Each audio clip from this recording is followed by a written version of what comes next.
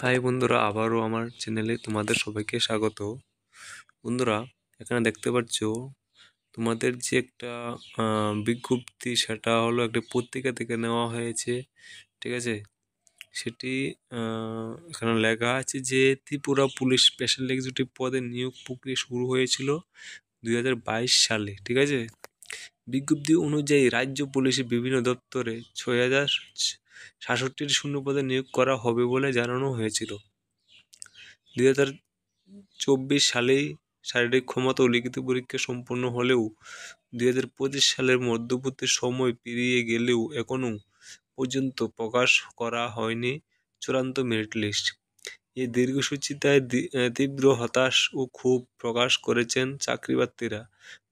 তারা জানাচ্ছেন, বারবার দপ্তরের দরখাস্ত হওয়া সত্ত্বেও কোনো স্পষ্ট আবশ্যক জবাব মেলেনি। মঙ্গলবারও প্রার্থীরা পুলিশের সদর দপ্তরে ডেপুটেশন দিতে গেলে পুলিশ তাদের বাধা দেয়। ফলত ক্ষুব্ধ চাকরিপ্রার্থীরা কাগজপত্র ছিঁড়ে হতাশা ব্যক্ত করেন।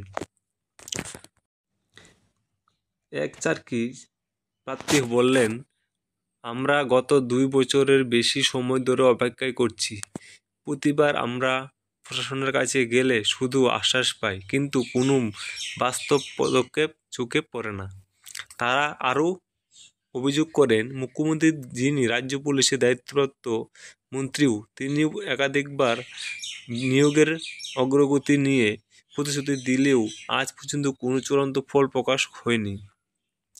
বিক্ষোভকারীদের দাবি, আমাদের বয়স দিন দিন বাড়ছে, সময় নষ্ট হচ্ছে, সুযোগ হারাচ্ছি। এই দেরিতে শুধু পেশাগত ক্ষতি নয়, মানসিক চাপও বেড়ে চলেছে। প্রার্থীরা দ্রুত মেরিট লিস্ট প্রকাশ করে নিয়োগ প্রক্রিয়া সম্পন্ন করার আহ্বান জানিয়েছেন এবং রাজ্য পুলিশের যে প্রতিশ্রুতিবদ্ধ করে বাস্তব পদক্ষেপ গ্রহণের অনুরোধ জানিয়েছেন। এখানে বন্ধুরা, তোমাদের যে সেদিন ডিপুটেশন জমা দিয়েছে সেই নিয়ে এখানে আলোচনা করা হয়েছে। তাই এখানে অনেক দিন হয়ে গেল তোমাদের যে স্পেশাল এক্সিকিউটিভ ক্যান্ডিডেট, তোমাদের মেরিট লিস্ট প্রকাশিত হচ্ছে না এখন অবধি। কিন্তু বারবার ডিপুটেশন জমা দেওয়া হচ্ছে, তারপরও কোনো ফল মেলেনি। জানি না লাস্ট অবধি কী হবে, তোমাদের মেরিট লিস্ট কবে প্রকাশিত হবে। ছেলেরা সবাই অপেক্ষা করছে সেটার জন্য, এবং অনেকেরই বয়স শেষ হচ্ছে, সে কথাও এখন বলা হয়েছে। অনেকদিন যাবত অপেক্ষা করছে সেটার জন্য। আশা করছি সরকারের কাছে এই মাসের মধ্যেই হয়ে যাবে। ঠিক আছে, কয়েকদিনের মধ্যে তোমাদের মেরিট লিস্ট প্রকাশিত হয়ে যাবে। আগের মাসে দেওয়ার কথা ছিল, কিন্তু দেওয়া হয়নি। কিন্তু এখন জুলাই মাস চলে এসেছে। আশা করছি এই মাসের মধ্যে, তোমাদের কয়েকদিনের মধ্যে তোমাদের রেজাল্টটা পাবলিশড হয়ে যাবে। সরকারের কাছে এটাই আমরা আবেদন করছি।